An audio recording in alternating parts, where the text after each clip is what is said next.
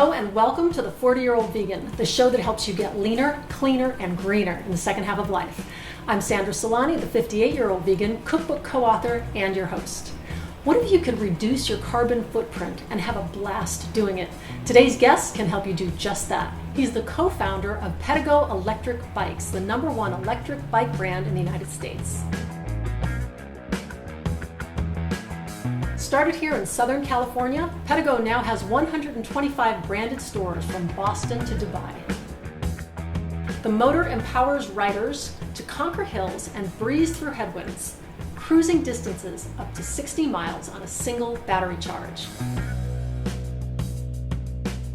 Pedego's high-quality, innovative pedal or not models include cruisers, tandems, commuters, fat tire bikes, mountain bikes, cargo bikes, and a convenient electric folding bike.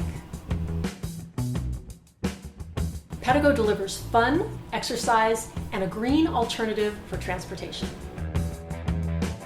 The Orange County, California-based company inspires its riders to say, "Hello, fun."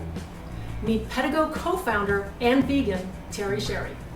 Hi. Terry, welcome to my kitchen. Thanks for that introduction. It was great. Well, absolutely, and you've caused quite a stir with Pedego. I got to ask you, how did it all begin? Well, it all began because my business partner, Don, he tried to get up a hill, and he didn't like it because hills are hard to go up on a bike. We know that feeling, And yes. so we got into electric bikes, and that was in 2007, and we started Pedego in 2008. And the whole idea is to have fun and allow people to cheat against hills and headwinds. Those are the four-letter words that we don't like. Hills and headwinds. Yes, that's a good idea. Now, I see people with Pedegos all over Southern California. It seems like the perfect place for a Pedego bike, but what about other parts of the country? Is this a trend that's going on? Oh, we have over 100 stores now for Pedego across the country and across the world, actually. And it works anywhere there's a hill. So unless you live in a really, really flat place, right. Well, even all of Florida, we have tons of stores. And yet the highest mountain in Florida is Space Mountain. I don't know if you know that or not. I did not know that. That's a good point. Very good. So, if someone didn't know better, they might say, well, this is an electric bike. The bike's doing all the work. I can't really get exercise on this. Would that be a fallacy? It is wrong because we have one customer who I won't bother to mention her name right now, but when she got her first Pedego bike, she was 457 pounds. Oh my goodness. And she couldn't even walk more than 20 feet without having to stop and catch her breath. She now weighs 180 pounds. Oh.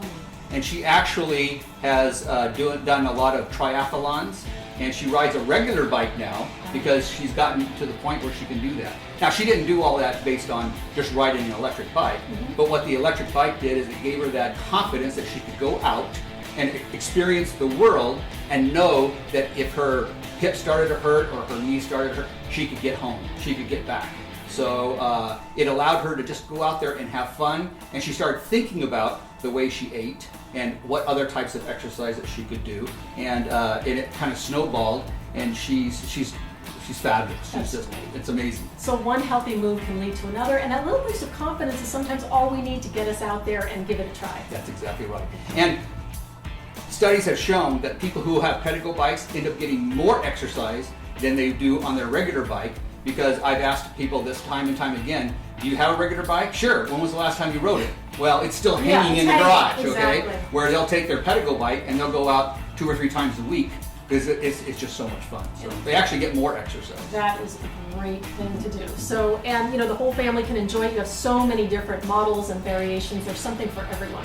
I like the folding bike too. That sounds like a great idea. It's great, especially if you have certain needs, like if you people with boats, yachts, planes. It does no gas in it, so you can fold it up and stick it in the back. Apparently when you park at these airports, you can't take the plane to the 7-Eleven to get food and stuff like that. So exactly. It's good to have the bike. That's great. And how does it work? I mean, is the motor on all the time, or can you decide when to motor up? Every bike has a battery in the back and a hub motor in the rear wheel. You can turn the bike on or off, so you can ride just like a regular bike, and you would not even know that it's an electric bike. When you turn it on, you can, as you pedal, we have what they call pedal assist, which means it will add power to the wheels as you're pedaling. So you're still doing most of the work, but it will help out a little bit. And there's 5 different levels of pedal assist depending upon how much or how fast you want to go. Top speed is 20 miles an hour. So the government says as long as it goes 20 miles an hour or less, it's considered a bicycle. No registration required, no license required, no gas required. And or if you want, we actually have a throttle on our bikes also that you can just turn the throttle and let the bike do all the work. So like I mentioned previously, we have so many customers that have a bad hip or knee or whatever, or they're recovering from some type of a surgery. And if their hip starts to hurt them on their ride, they can stop pedaling and just use the throttle, get all the way home, but they end up recovering faster. I have one customer who said his doctor told him he was the fastest recovery of a hip surgery he's ever had, because instead of trying to recover on a couch, a week after the surgery, he was on his bike and he could get that range of motion, exercise the joint without overextending it and hurting it. So that is amazing. So all of those levels give people at every level an opportunity to start wherever they are and to move. We have lots of families that go on rides together, everything from 12-year-olds to 80-year-olds. Wow. And the 80-year-olds can keep up with the 12-year-olds. They just use a little bit more power. I think that's great. Yeah, I love it. A lot of fun. Thank you. This is my first time on a Pedego bike and I can't wait to try it. All I have to do to give it a little extra speed is touch the throttle here, and it'll help me go up this incline, which, trust me, I couldn't do otherwise. So let's see how it goes.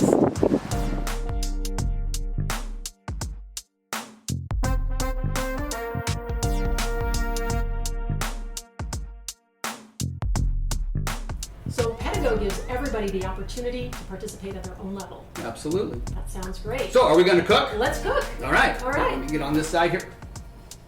Here's what I brought today. We're always looking for something that we can make that's fast, easy, and most importantly, delicious.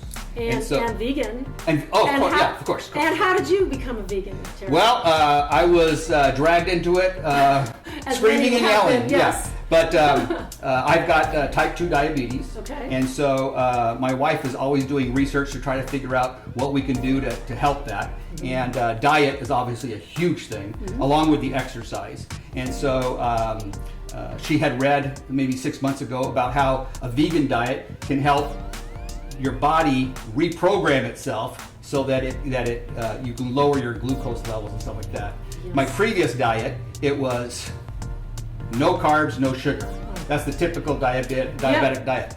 So that means I had for dinner every night ribeyes, chicken, fish, pork. High cholesterol, right? Because I couldn't have any pasta, no bread, and that kind of stuff.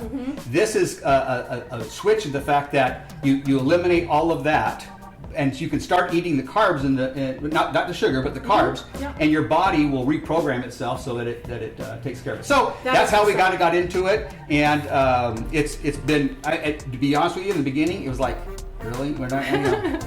But the food's delicious, and I gotta say that it's a lot tougher on my wife than it is on me because she has to figure out things to cook, and sometimes it's a little bit more difficult because you have fewer items to choose from, especially when you're not choosing any type of animal products. But she's just done a fabulous job, and she comes up with these recipes that are delicious. I love it. I love she's using her creativity and giving you healthy meals at the same time. And you're going to make something for us today with portobello mushrooms that look so good. What is this dish called? So this is a portobello mushroom enchilada. So it's stuffed with black beans and some corn, and we got our enchilada sauce to put on here. Okay. And so and it's real easy. It can be made. It only cooks about 12 to 15 minutes. Okay. We cook it on this grill here so that mushrooms carry a lot of water in them. Right. So it allows the juices to kind of flow down to the bottom without getting too mushy. Okay. Or you can actually do this on the grill too. It's delicious on the grill. That sounds good on the grill. Yeah. Okay. So to get started, what we did is we've already taken the mushrooms and cleaned them out, and so we just take that. We'll mix up the beans and the corn. So let me just pour this in here, and I'll mix it up. These are all the things you couldn't eat before on your other diet. In fact, on their old diet, you're right. The idea of eating corn, which I love corn, was absolutely taboo. So no, you're not doing that. So yeah, we could use a little bit of serving spoon, and we'll put them in the mushrooms here. So all we're going to do is, first we're going to take a little oil, and we're going to just put a little oil on the backs of the mushrooms, and rub that in a little bit. And we'll put a little bit on the inside too.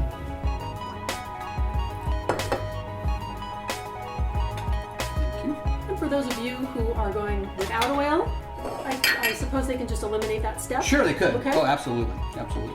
And then we'll stuff the mushroom with the beans and the corn. That's just beautiful. And let me make a couple of them here. You're going to be really disappointed if I eat the whole thing. Yeah, you better save some for me. And I'm sure to a lot of people who have been on a diabetic diet, this seems counterintuitive because they're saying, wait a minute, there's too high of a carb count. But I love what you said about just your body reprogramming itself. And I know there are many people who have reversed diabetes on a vegan diet. Lots of studies on that. Your body's an amazing thing if you just let it do its job. That's true. Then what we're going to do is we're going to take some enchilada sauce, and we'll just put that across the top here. Oh, wow.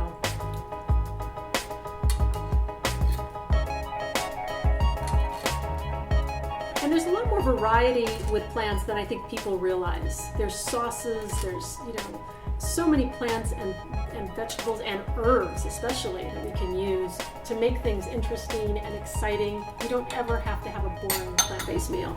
So I got some vegan mozzarella from Trader Joe's here, and we'll put that across the top. Love me some Trader Joe's vegan mozzarella. Oh, and this Look stuff, at how pretty that is too. And this mozzarella cheese just melts so nice on the top too. So I am loving that.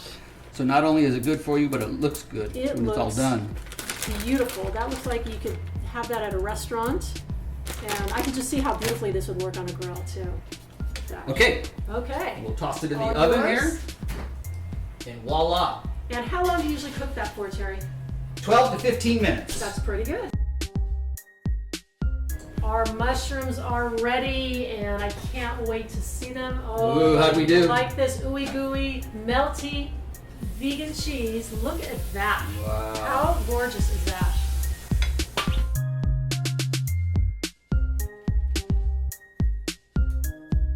Look at that. That's a substantial meal. That is just beautiful.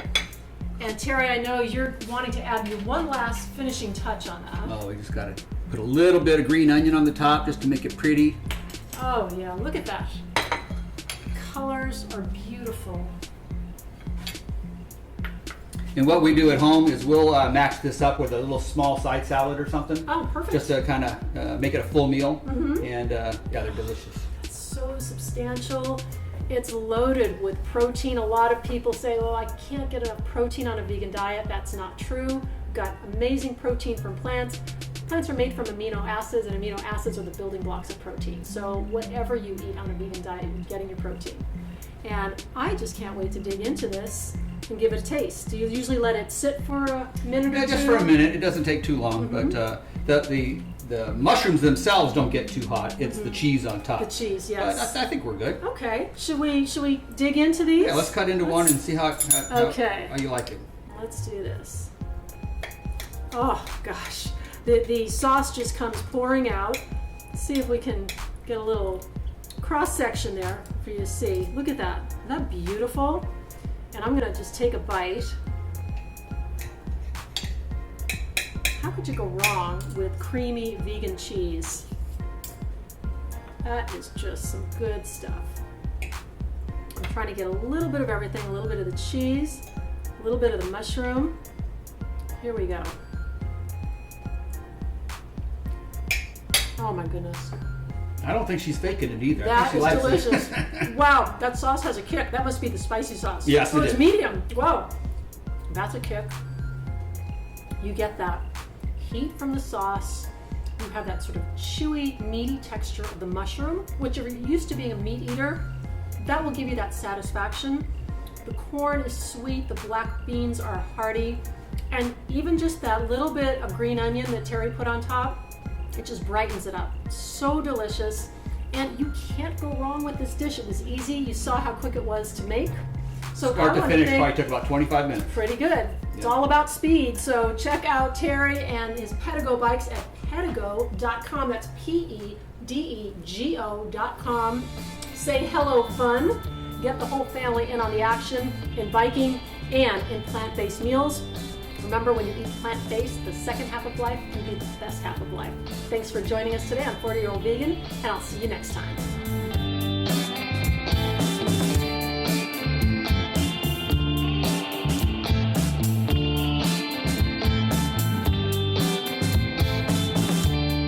Welcome back to the 40-Year-Old Vegan. We are making one of my favorite recipes using this, and this is jicama. It looks like a big, unwieldy root, and when you turn it around, it looks like a potato inside. But it's so much better than a potato because you can eat it raw, and it is loaded with water. You get a nice burst of freshness. We are going to use this to make jicama satay. Now, satay usually consists of some kind of meat on a skewer with a great sauce. So we're going to get rid of the meat and we're going to use the jicama instead. And it's going to make a great base for a spicy Thai peanut sauce. I'm starting my pan with a half cup of peanut butter, and you just can't go wrong starting anything with a half cup of peanut butter. So we're going to add to this 2 tablespoons of agave nectar. That's going to give it a wonderful sweet taste. And when you use Thai flavors, you usually have a great combination of flavors. They're sweet and savory and pungent. I'm using 3 tablespoons of tamari, and tamari is a wheat-free soy sauce. So add the tamari, and if you want to use a low salt soy sauce or tamari, you can do that. I'm also adding some rice wine vinegar, and that's going to give it some acidity. Next is fresh ginger for a nice pungent flavor. And you can't go wrong with ginger.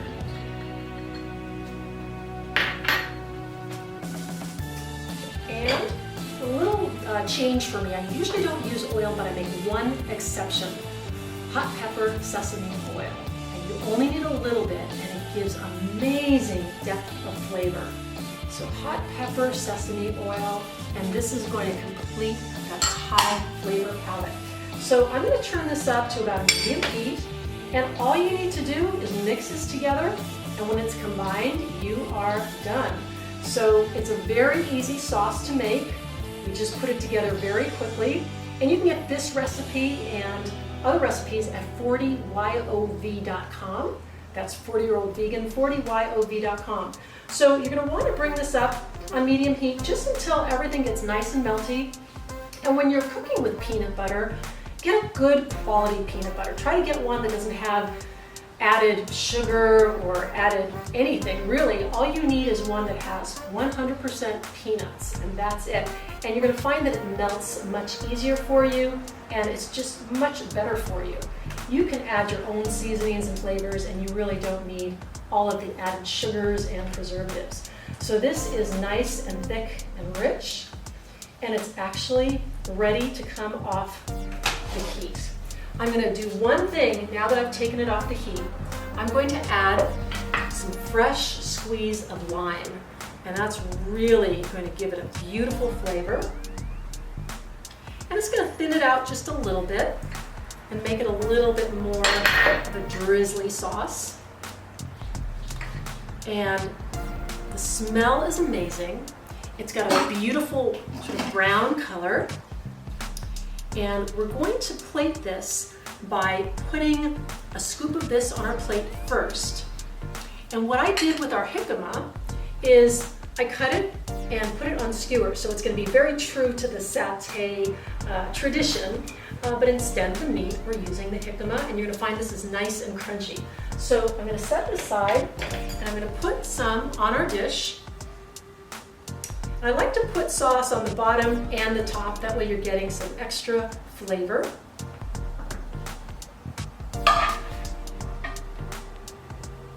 And you just make sure it's covering the bottom of the dish so each of the skewers will have the satay sauce on it.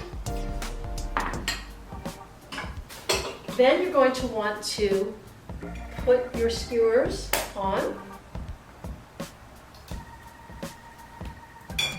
And we're going to add some more sauce on top because you really can't get too much of this sauce. It's beautiful, it's flavorful, and it adds some nice color too.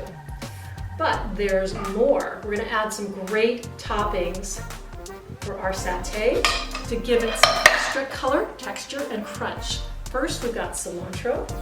We're going to add a little greenery on top. And this is going to give it a citrusy flavor too. So this is really more special than the typical satay that you get that is sort of street food. We're going to add some chopped red pepper, looking very fresh. This is going to add crunch, some chopped dry roasted peanuts. And finally, just for a little color, some black sesame seeds. And you have got yourself one beautiful dish.